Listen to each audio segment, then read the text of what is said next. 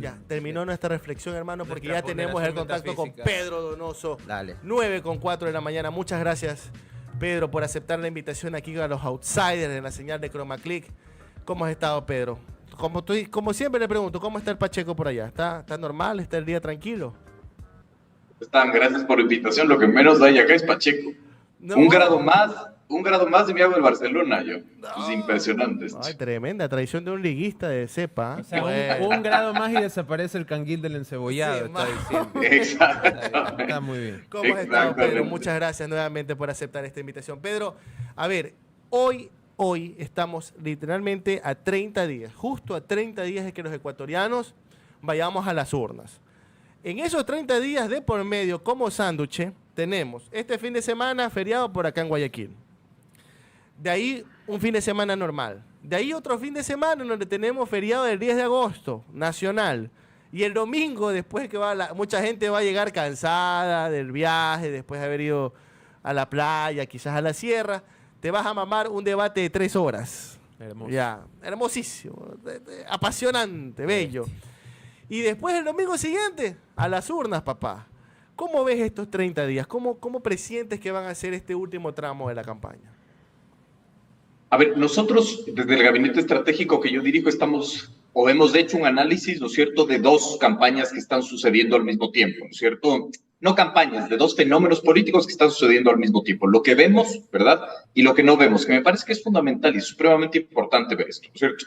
Lo que vemos es, en efecto, la campaña electoral, dividida en 4, diría yo, ¿no es cierto? Que a la larga son 4 campañas electorales sucediendo al mismo tiempo. La de los 7 binomios, ¿no es cierto? Y digo 7 porque hago una disección de la Revolución Ciudadana. 7 binomios que finalmente no terminan de despegar, 7 binomios que en el apuro de posicionarse intentan construir su identidad, es decir, 7 binomios que de acuerdo a los cuantitativos que nosotros consumimos, los últimos 2 de 1 de julio, informe confidencial, perfiles de opinión, no superan el umbral del 15% de intención de voto, ¿no?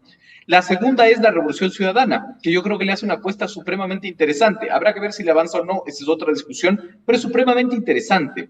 Y esto es un juego de conceptos, es medio difícil explicar esto, porque además creo que es como súper elaborado y es medio aburrido, pero tiene un sentido. Y ese sentido es, ¿no es cierto?, que el correísmo deja a un lado a los 7 binomios, ¿no es cierto?, no los construye como antagonistas y dice, mi antagonista natural es el anticorreísmo, encarnado en Guillermo Lasso.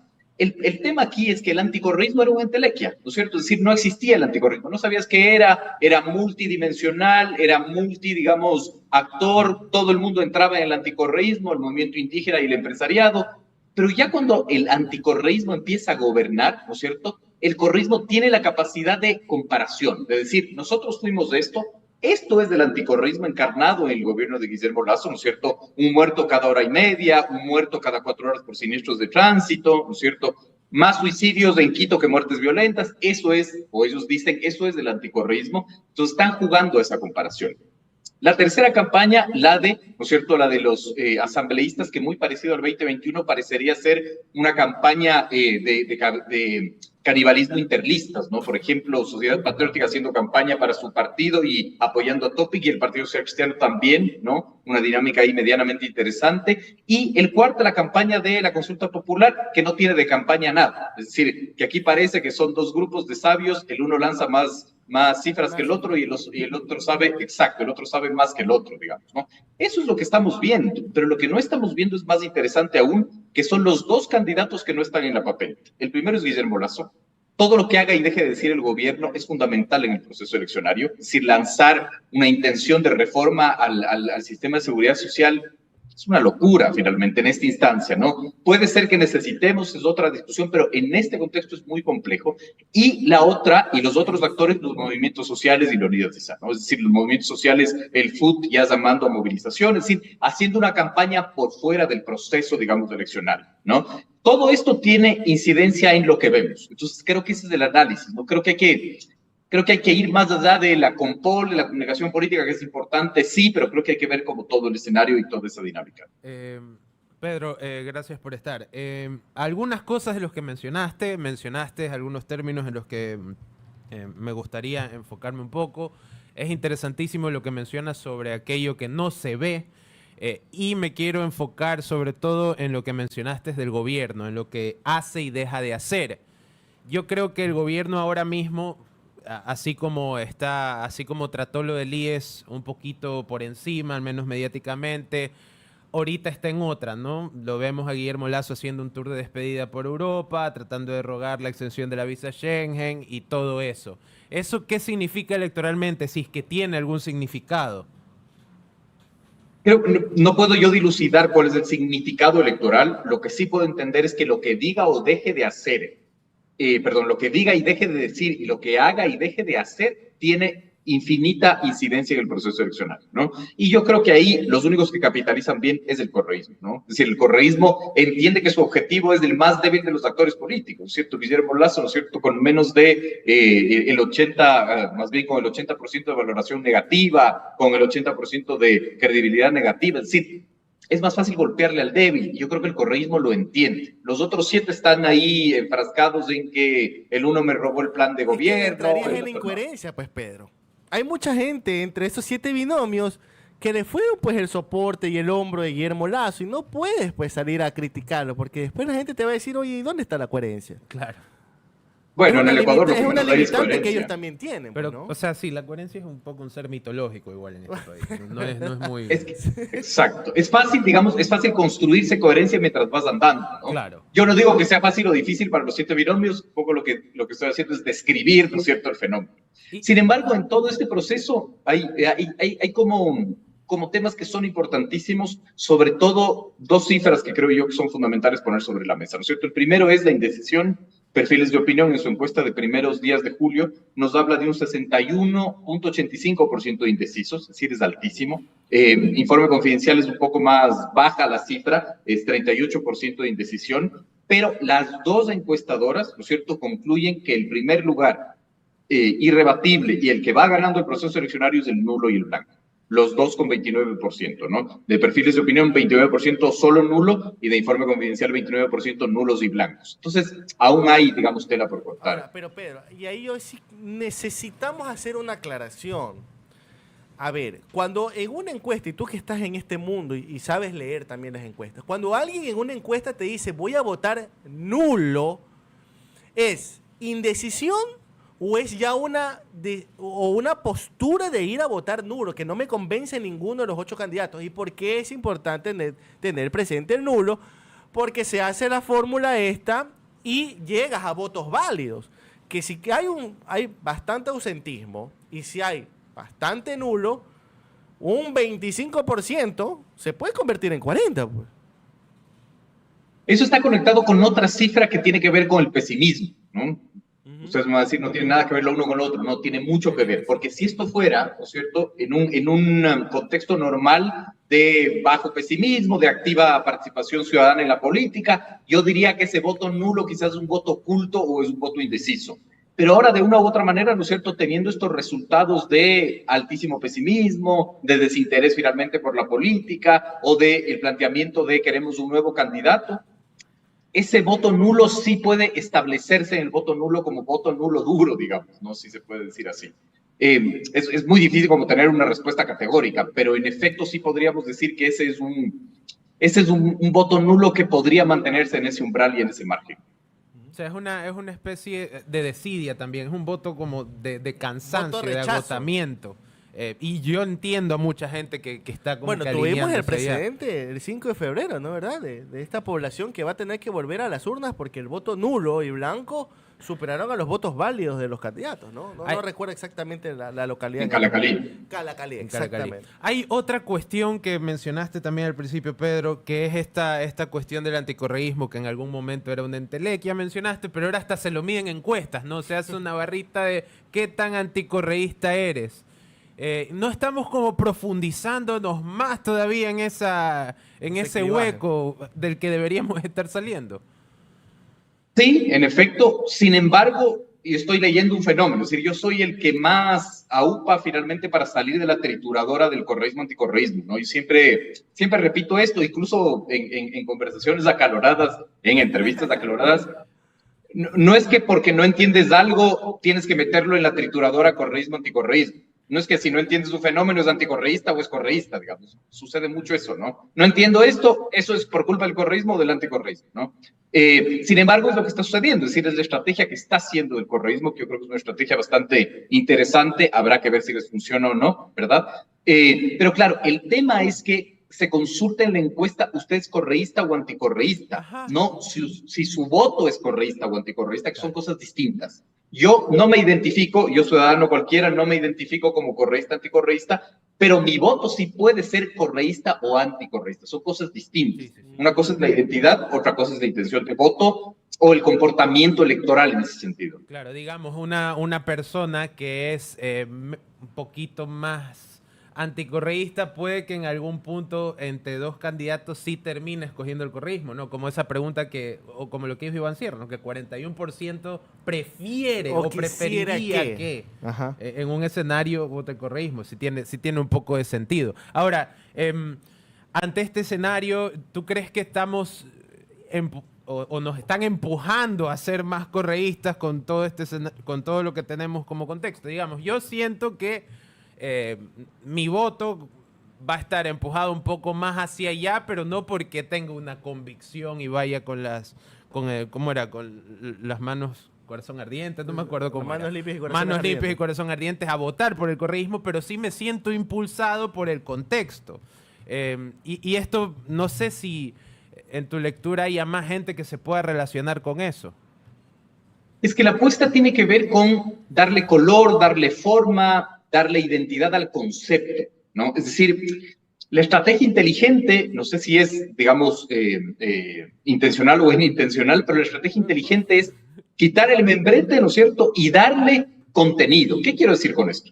Que finalmente no importa si usted dice que es correísta o anticorreísta. Yo lo único que le digo es, antes había medicinas, hospitales, carreteras, hoy hay muertes, asaltos, robos y pobreza. Usted escoja, ¿no? O sea, no me enfrasco en la etiqueta, pero le doy, digamos, condumio. Ese es el punto. Es decir, para que usted no sienta vergüenza, porque además también es súper interesante este fenómeno, y también he sido atacado por decir esto, pero es interesante el fenómeno del anticorreísmo, ¿no? El anticorreísmo es casi un estatus social.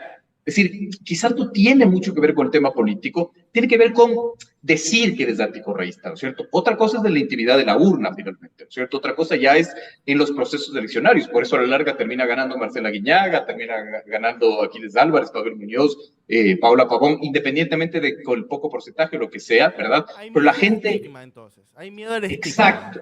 Exacto, y por eso es interesante esta propuesta de los borregos, finalmente, ¿no? Que además yo decía en otra entrevista, para mí esa estrategia, y es una hipótesis, ¿no es cierto?, no le habla al voto duro, no, le habla al voto indeciso y que no quiere reconocerse como correísta, pero que tampoco le gusta, digamos, reconocerse como anticorreísta y necesitaba algo light para decir, bueno, finalmente soy borrego, ok, o las gafas, digamos, azules, etcétera. Es decir, es una manera de superar, ¿no es cierto?, este estatus social que te puede ubicar finalmente el anticorreísmo. La borreguitud, ¿no? Claro. Final, Pedro, ahora, ya en esta segunda parte de la entrevista, no sé si se te permite por tu profesión, pero yo creo que sí.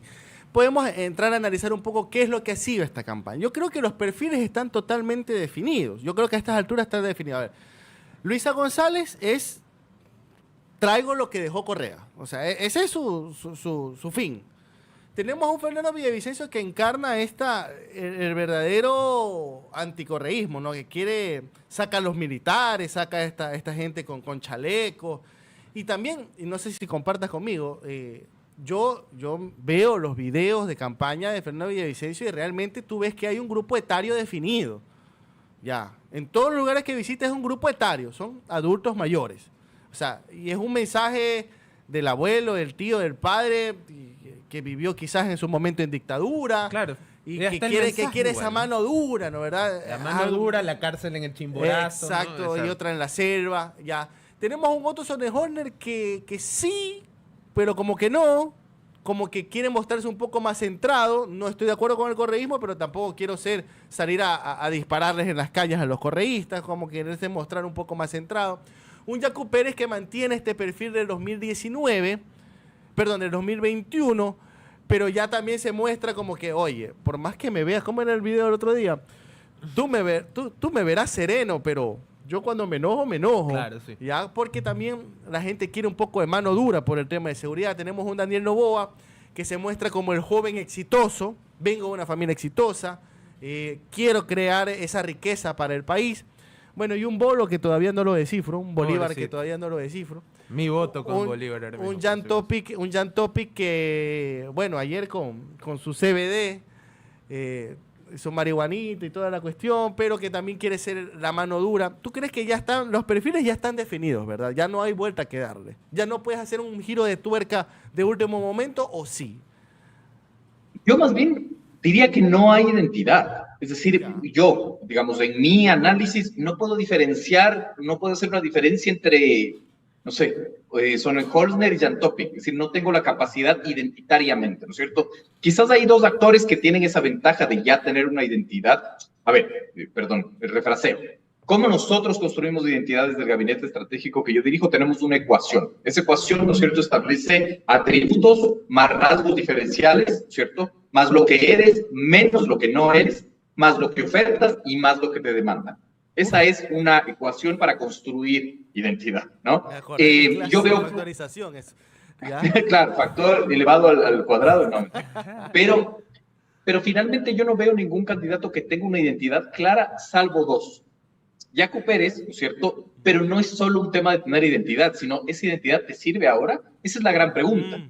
Y yo siento que esa identidad ya fue robada por no entender el timing por Leonidas Díaz. Es decir, cuando Yacu Pérez, ¿no es cierto?, se va al Yasuní, Leonidas Díaz hace una rueda de prensa y dice, señores, nosotros somos la opción de la consulta popular. Sí a la vida, sí a la naturaleza, y a Yacu Pérez le roban su causa.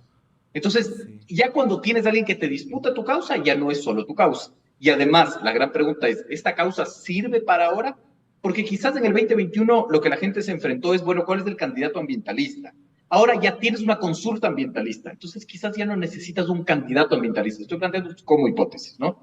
Y la segunda es Villavicencio, que a la larga es interesante, porque, digamos, el concepto anticorreísta también, en concepto, en aterrizado, ¿no es cierto?, quizás ya hay una propuesta mucho más violenta, más agresiva, ¿no es cierto?, etcétera, etcétera, etcétera. Pero claro, va viendo que no le va avanzando, entonces va moderando su discurso, va hablando de otras cosas, va perdiendo su propia identidad.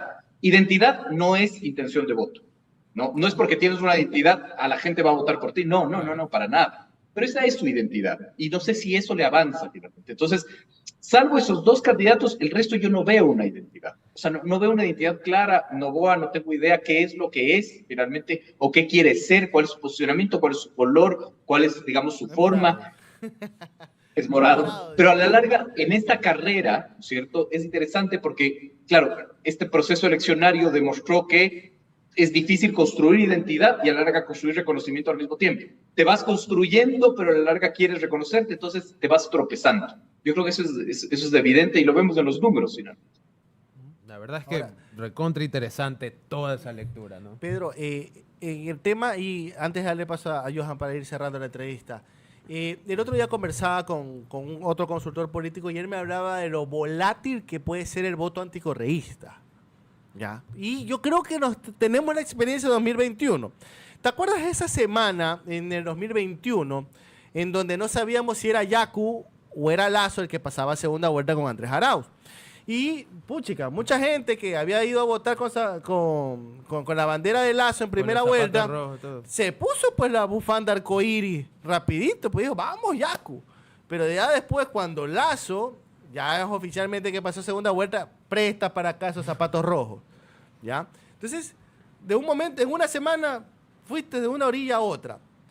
Entonces él me decía, mira, el problema del anticorreísmo, y como no hay una gran figura que presente una estructura, ¿no?, como una nueva manera de hacerle contra como gobierno al correísmo, mucho voto anticorreísta es volátil y va al que vea mejor posicionado, indistintamente del nombre, ¿ya? Entonces, y eso es lo que quizás a lo mejor le está temiendo la gente de Villavicencio, porque las encuestas están posicionando que Otto Sonnenholzner es el que podría estar segundo, tercero y el que la está peleando con Yacu Pérez. Entonces, mucho de ese voto anticorreísta no es que es fiel a Villavicencio, es fiel al que llegue y le pueda ganar al correísmo, ¿no? ¿Verdad? Eso es un escenario que también se presenta.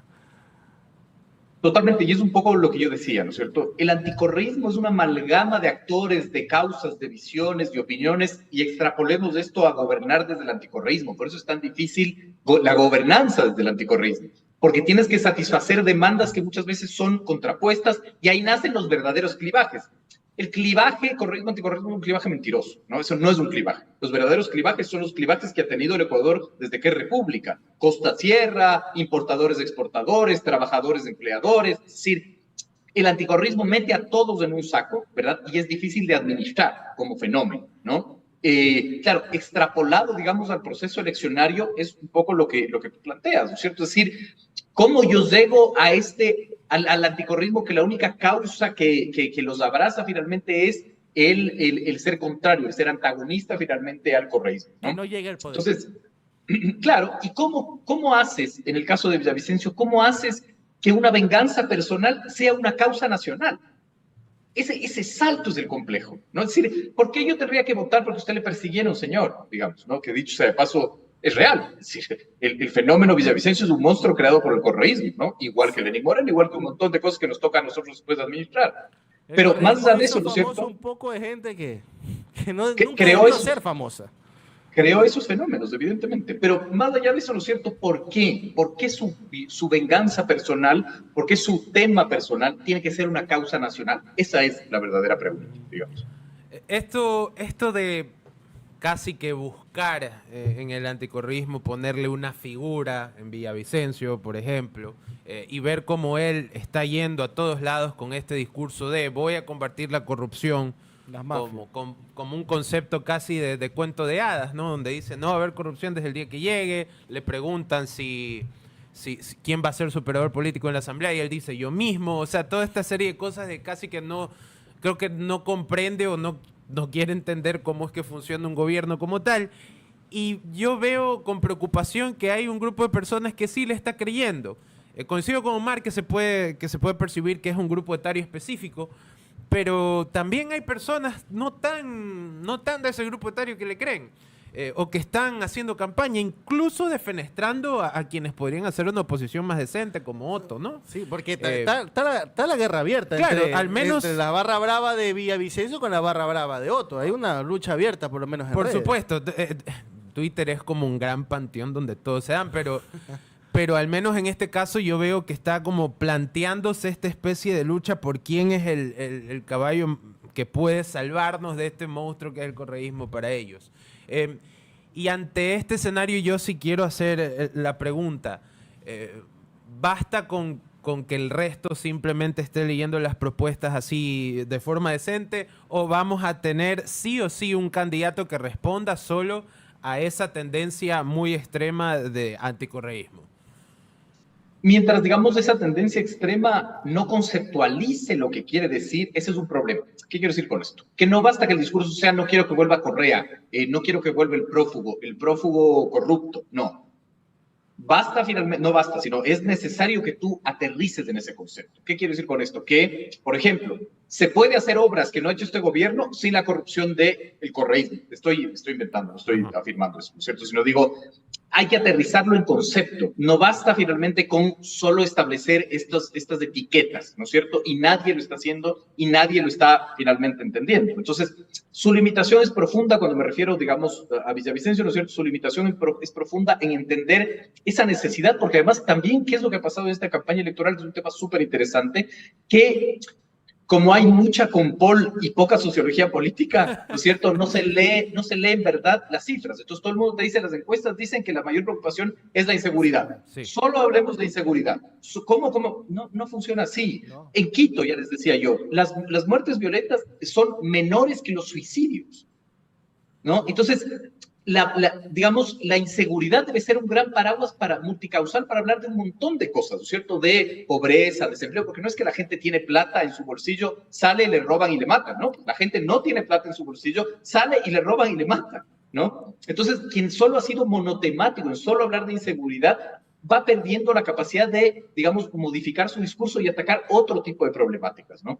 Entonces, no puedes hablar de la misma manera de inseguridad en Durán que en Macas, No es lo Totalmente. mismo hablar de inseguridad No, en Quito Galápagos, que... por ejemplo. ¿Te acuerdas el dato de que en Galápagos la inseguridad era una de las Claro. últimas preocupaciones? Conversamos con Omar Malú, que hizo un sondeo allá, una encuesta en territorio, y él decía, ¿sabes qué? Allá el mayor problema es la papa.